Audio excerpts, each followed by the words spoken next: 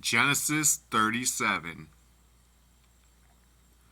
And Jacob dwelt in the land wherein his father was a stranger, in the land of Canaan.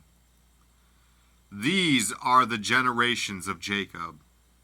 Joseph, being 17 years old, was feeding the flock with his brethren. And the lad was with the sons of Bilhah, and with the sons of Zilpah, his father's wives. And Joseph brought unto his father their evil report. Now Israel loved Joseph more than all his children, because he was the son of his old age, and he made him a coat of many colors. And when his brethren saw that their father loved him more than all his brethren, they hated him, and could not speak peaceably unto him. And Joseph dreamed a dream, and he told it his brethren, and they hated him yet the more. And he said unto them, Hear, I pray you, this dream which I have dreamed. For, behold, we were binding sheaves in the field, and, lo, my sheaf arose, and also stood upright. And, behold, your sheaves stood round about, and made obeisance to my sheaf.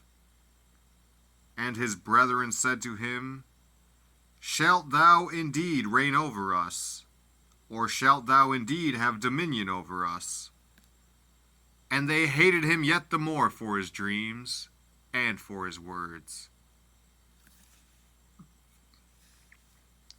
And he dreamed yet another dream, and told it his brethren, and said, Behold, I have dreamed a dream more, and, behold, the sun and the moon and the 11 stars made obeisance to me. And he told it to his father, and to his brethren. And his father rebuked him, and said unto him, What is this dream that thou hast dreamed? Shall I and thy mother and thy brethren indeed come to bow down ourselves to thee to the earth? And his brethren envied him, but his father observed the saying. And his brethren went to feed their father's flock in Shechem.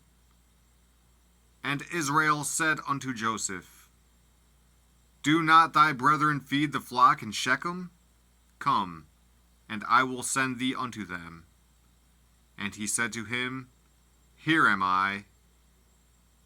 And he said to him, Go, I pray thee, see whether it be well with thy brethren, and well with the flocks, and bring me word again. So he sent him out of the vale of Hebron, and he came to Shechem. And a certain man found him, and, behold, he was wandering in the field. And the man asked him, saying, What seekest thou? And he said, I seek my brethren. Tell me, I pray thee, where they feed their flocks. And the man said, They are departed hence, for I heard them say, Let us go to Dothan. And Joseph went after his brethren, and found them in Dothan.